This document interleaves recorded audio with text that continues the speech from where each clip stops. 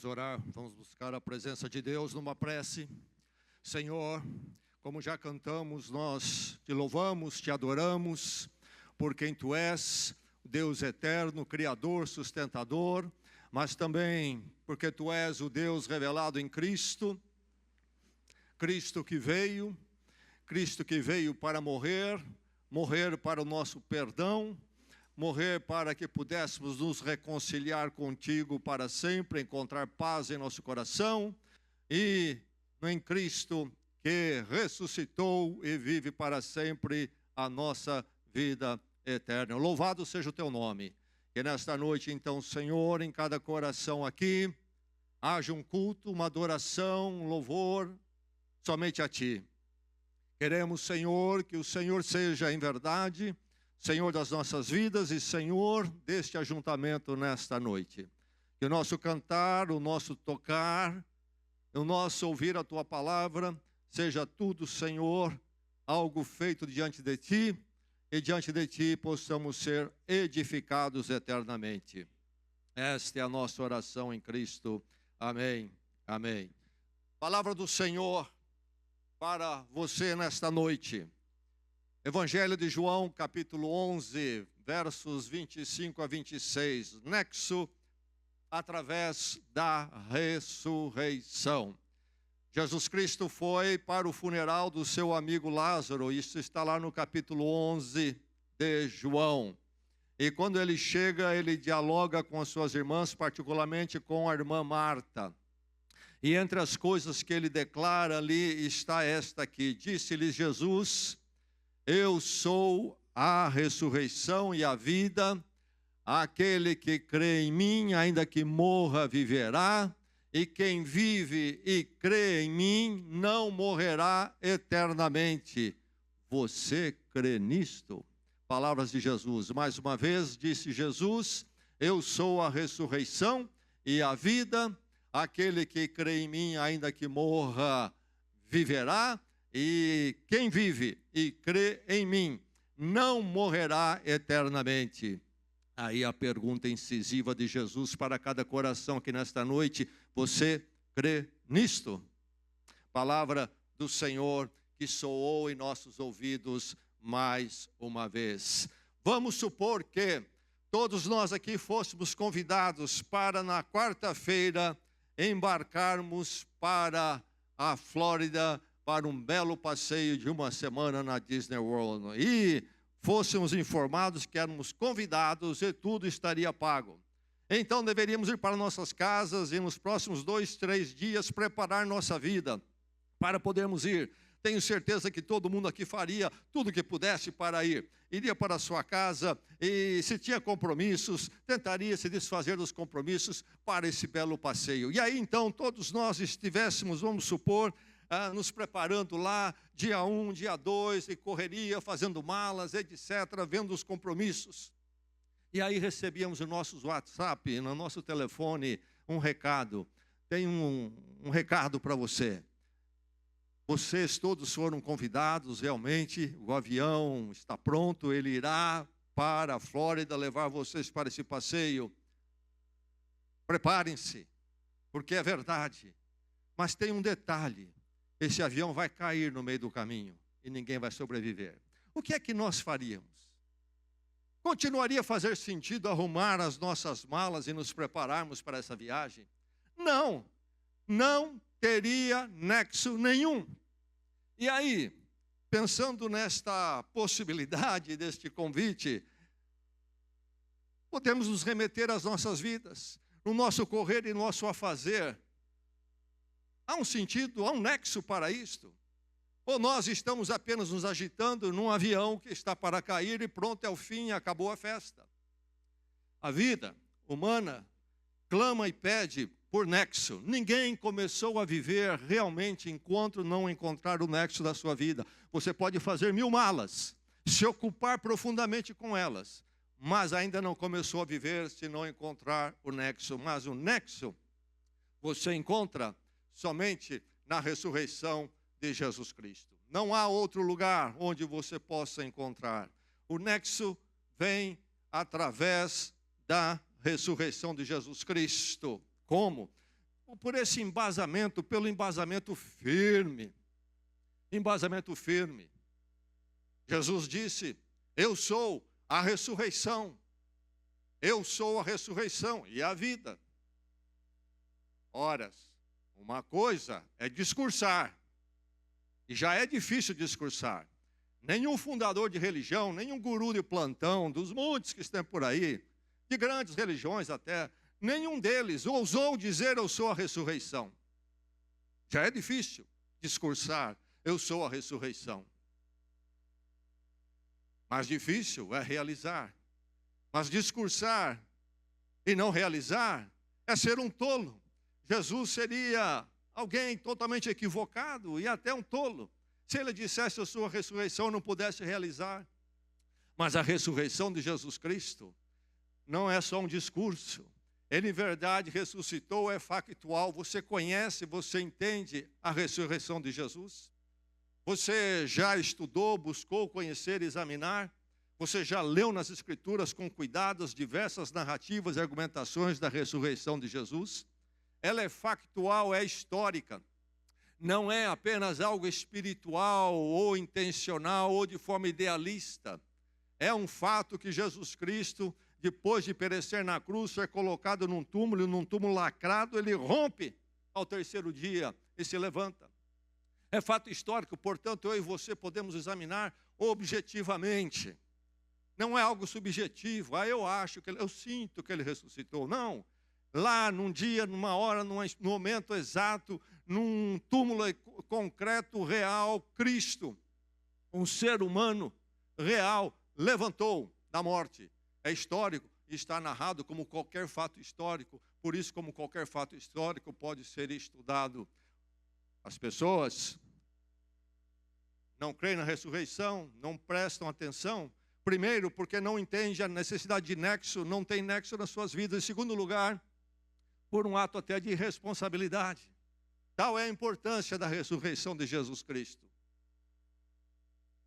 Há um homem chamado Lee Strobel, que tem uma boa formação educacional, profissional, se tornou um jornalista investigativo, principalmente do jornal Chicago Tribune, um dos grandes jornais dos Estados Unidos. E um dado dia a esposa dele se converteu, eles não eram cristãos, ela se converte ao cristianismo, à fé cristã. E ele fica impactado por isto. E ele se propõe a fazer algo. Por uma questão de honestidade intelectual, pela primeira vez ele vai examinar quem é a pessoa de Cristo, e particularmente a ressurreição. E ele se propõe a fazer esse trabalho e começa a fazer esse trabalho, mas ele tinha um outro objetivo. Depois de examinar e pegar todas as razões, porque Jesus Cristo não é a verdade, não é algo verdadeiro, e muito menos a ressurreição, ele iria dissuadir a sua esposa a desistir da fé que ela acabou de abraçar. E este homem, com esse preparo investigativo, Lee Strobel, começou a estudar profundamente, buscar os grandes pensadores, examinar as escrituras, os relatos históricos. Em 1981 ele se converte. E ele escreve um livro, depois de diversos outros, mas um livro que vale a pena ler. Você, se não leu ainda, começa por aí. Em defesa de Cristo. Em defesa de Cristo, uma elaboração honesta de quem realmente se deu o trabalho de pensar e examinar e descobrir que, em verdade, não somente Cristo, mas a ressurreição é factual. Então, quando Jesus Cristo diz: eu sou a ressurreição, ele não está fazendo uma colocação irresponsável. Mas note bem que ele é categórico. Em poucas palavras, 3 palavras, ele coloca algo da maior importância na história humana. Eu sou a ressurreição. 4 palavras. Eu sou a ressurreição. Às vezes você lê algum filósofo, às vezes você lê algum pensador, espiritualista, um guru, e há uma série de concatenações naquilo que colocam, e você diz: não está muito claro para mim. Não é assim com Jesus Cristo. É muito claro em poucas palavras. Eu sou a ressurreição. E colocado de forma patente e categórica, onde não há dúvida no que ele quer dizer e no que ele está falando. E não há dúvida naquilo que ele fez ao romper com o túmulo. Mas, note bem, ele diz, eu sou a ressurreição. Ressurreição é o termo que ele usa. Ele não usa reencarnação. Jesus Cristo, ao afirmar a ressurreição, ele nega o materialismo. Isto é, o que existe é apenas a matéria, e assim é o caso seu e meu. E nós, então, quando perecemos, perecemos porque só tem a matéria. Se ele fala em ressurreição, então o materialismo não é o caso. Mas ele também não usa o termo reencarnação, um termo usado muito pelas religiões pagãs, que não seguem o Evangelho, ou aquelas que distorcem o Evangelho. A palavra reencarnação é desconhecida por Jesus Cristo, nunca foi usada por ele, e nunca aparece nas Escrituras Sagradas, nem nos ensinos dos apóstolos. Reencarnação é um pensamento fora do Evangelho, fora da revelação de Deus, fora da verdade de Cristo. Jesus Cristo tem e usa a palavra ressurreição. O corpo dele saiu da sepultura. Não é uma questão só de espírito evoluído. É o corpo dele que sai da sepultura. É a verdadeira resposta para o anseio do nosso coração. Jesus Cristo diz, então, eu sou a ressurreição. É um embasamento firme. Você encontra o nexo da sua vida, da sua existência, através da ressurreição, porque o embasamento é muito firme. E note que ele diz, eu sou. Ele não diz, eu vou mostrar para vocês o que é a ressurreição. Ele não diz, eu sei o que é a ressurreição. Ele diz, eu sou, o verbo ser. É nele que a ressurreição acontece, e somente por ele. E ele então pode ser a minha e a sua ressurreição. Como pode haver a ressurreição? Jesus Cristo fala de forma categórica, e ele é a personalização da ressurreição, porque ele é Deus conosco. A ressurreição é algo como a criação do universo e do mundo, e a criação da humanidade. É aquele ato que só Deus poderia realizar. Não haveria jamais poder humano que poderia realizar. É aquela experiência que jamais poderá ser apalpada pelo conhecimento mais avançado que seja. A ciência humana jamais poderá esgotar a questão da criação, a origem do universo. E jamais poderá explorar, dissecar ressurreição. Está fora dos limites humanos. É aquele ato que só o poder de Deus realiza. Nunca será explicado pela medicina e pela ciência. Olha, agora sim eu creio na ressurreição, porque a ciência explicou. Esquece, a ciência está limitada àquilo que nós somos, inclusive a nossa mortalidade e finitude. Ciência é coisa de homens. Cristo ressuscitou porque ele é quem ele é, e ele é a ressurreição. Então o embasamento é firme, é factual, é categórico, é patente. Nenhum de nós precisa ficar na dúvida, o que é que Jesus quis dizer realmente? O que é que ele está prometendo, para que ele veio? Não, é muito claro, eu sou a ressurreição e a vida. Então encontramos nexo através da ressurreição, pelo embasamento firme. O embasamento firme do que? De um futuro auspicioso. Um futuro tremendo e maravilhoso. Aquele que crê em mim, ainda que morra, viverá. Aquele que crê em mim, ainda que morra, viverá. O que é que vem pela frente? Eis a grande pergunta. No século XIX existiu o conhecido pintor impressionista chamado Paul Gauguin. Muito famoso. Não foi tão famoso nos seus dias, mas hoje as suas pinturas são muito famosas. Foi companheiro numa amizade turbulenta com Van Gogh, outro pintor impressionista. Gauguin era francês, e um homem que buscava o sentido da vida, mas não cria em Deus e acabou numa vida libertina. Num dado momento dele, lá então no século XIX, quando ele viveu, ele deixa a Europa e vai para o Tahiti, entendendo que ali encontraria o paraíso. As pessoas ainda vivendo de uma forma mais primitiva, então como entendendo mais afeito à natureza, e lá tudo iria bem. Passados uns tempos, a vida de Gauguin se torna mais e mais complicada, ele se torna sifílico, e depois inclusive vai tentar o suicídio. E há uma pintura que ele fez na sua habilidade de pintor, que é como um testamento que ele deixou, porque foi a última pintura e ele pintou no fim da vida. Um painel que está lá no Museu de Boston, uns 4 metros de comprimento, 4 metros de comprimento, e naquele painel, naquela gravura, aquela pintura, ele pintou diversas cenas das nativas lá do Tahiti, em diversas ações do dia a dia. A vida acontecendo. Mas ele escreveu 3 frases nessa gravura, e lá estão até hoje as frases. De onde viemos? Quem somos? Para onde vamos? As perguntas estão no ar e não morrem. Você pode anestesiar-se para ignorá-las, mas elas estão diante de você no minuto que você abre os olhos para um novo dia. O simples fato de existir o empurra, o confronta com 3 perguntas. De onde viemos? Quem somos? Para onde vamos? Gauguin morreu sem ter as respostas, e ficou o testamento dele. Você tem as respostas na sua vida? Tem nexo a sua vida ou não?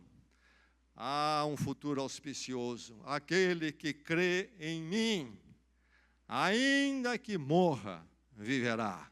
Somente em Cristo Jesus surge a resposta ou respostas. Respostas às questões fundamentais da existência do ser. Para onde vamos? Toca particularmente na ressurreição de Jesus Cristo. Se não há ressurreição, para onde é que nós estamos indo? Para onde vai esse avião nosso? Vai dar onde? Há um nexo na vida ou não há um nexo? Nexo através da ressurreição. Sim, pelo embasamento firme e de um futuro auspicioso. Nós temos para onde ir. Jesus disse, aquele que crê em mim, ainda que morra, viverá. E então encontramos o nexo. Através da ressurreição, neste embasamento firme de um futuro auspicioso e não de terror, num presente coerente, num agora coerente. Note que Jesus diz também, quem vive e crê em mim. O verbo crer aparece 2 vezes nestes versos bíblicos que nós lemos. Nunca se esqueça disso, crê em mim. O crer em Cristo é o que muda tudo, é o condicional. Mas lembre-se que crer em Cristo não é só crer na ressurreição dele. A ressurreição dele apenas não é suficiente para nós. É preciso crer também no Cristo crucificado, que morreu em nosso lugar. Se Cristo não morresse por nós e apenas ressuscitasse, seria uma tremenda demonstração de como Deus é poderoso, mas não teria nenhuma relevância para mim e você, culpado e pecador, rompido com Deus. Mas antes há a cruz. Cristo paga toda a nossa culpa, toda a nossa distância de Deus. Nossos anos, nosso coração que andou longe de Deus, tudo isso caiu sobre Jesus Cristo na cruz, num sacrifício perfeito, quando o justo, perfeitamente justo, morre pelos injustos. Crê em mim, passa pelo crer primeiro no Cristo que morreu por você. Reconheço que sou pecador, desci do cavalo do orgulho, dessa prepotência espiritual, e agora quebrantado sinto o peso de que eu realmente sou devedor. Somente quem chega aí pode se tornar cristão. Por isso o ser humano foge de ser cristão e não se torna. Pode se tornar cristão cultural, de nome, mas verdadeiramente participar do Evangelho, das bênçãos do Evangelho, somente quem chega a esse momento.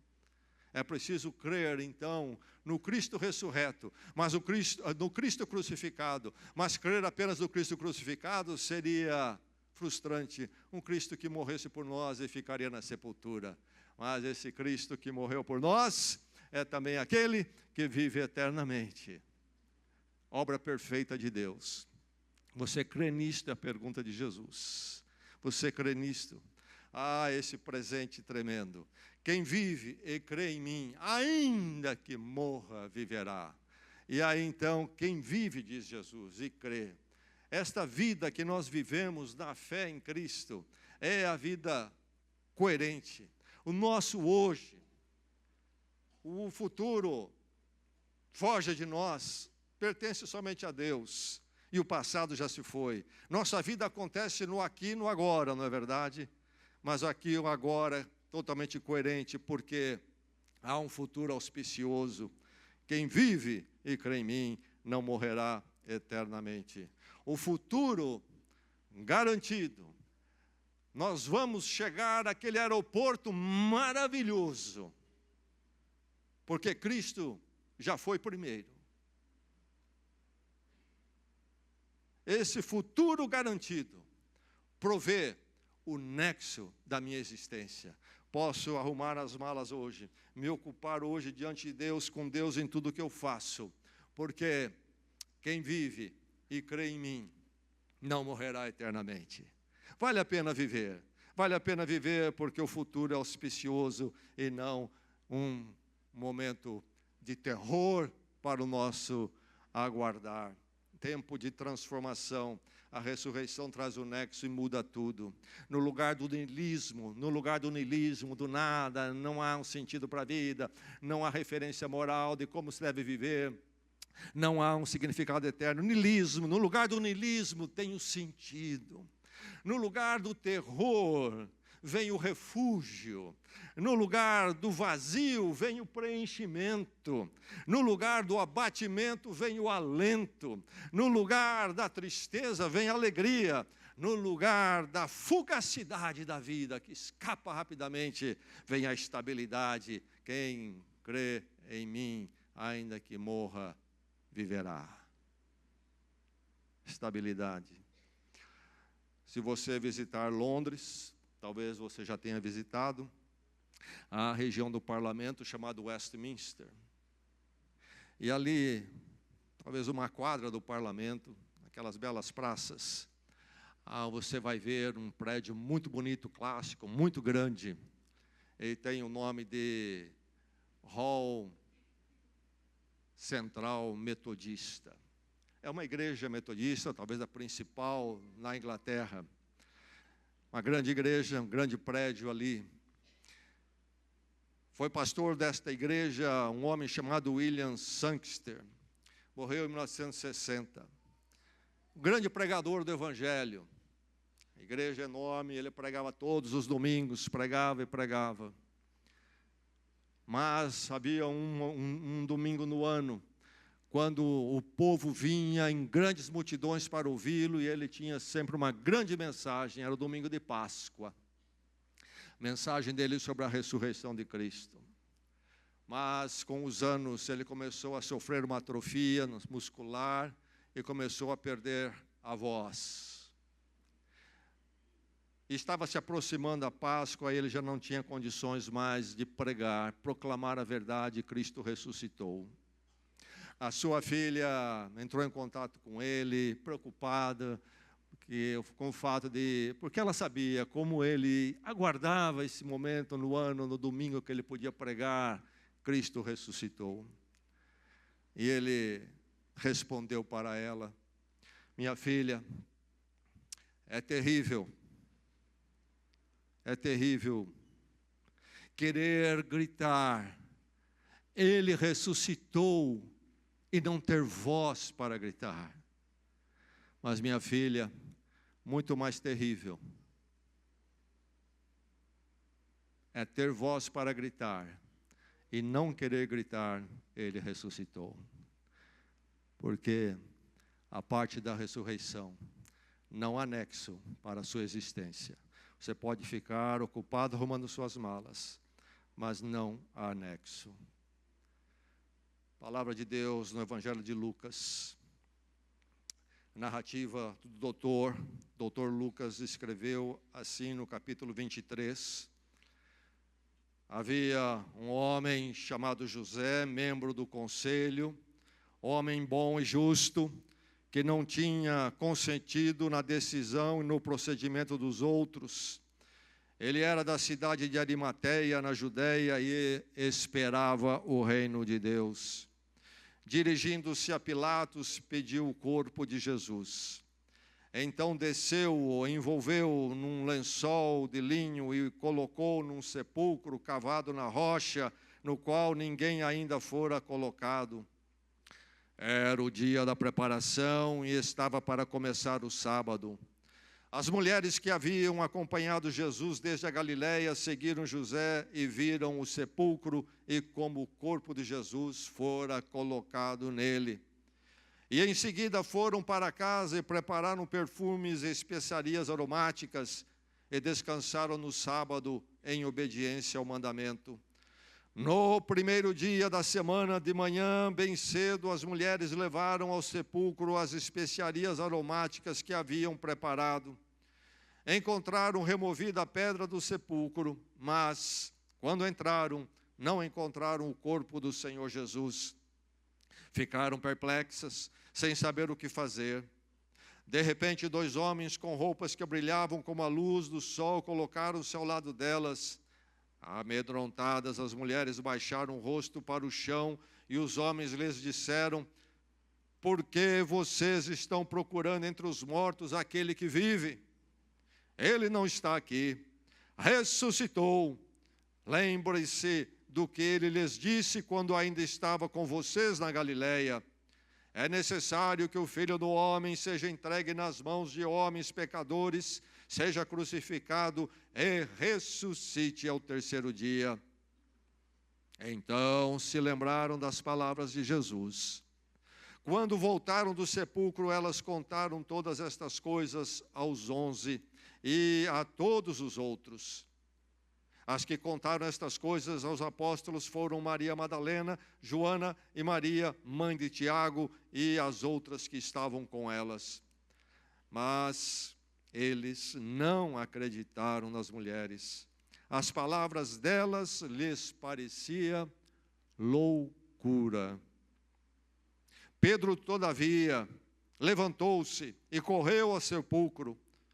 Abaixando-se, viu as faixas de linho e mais nada, afastou-se e voltou admirado com o que acontecera.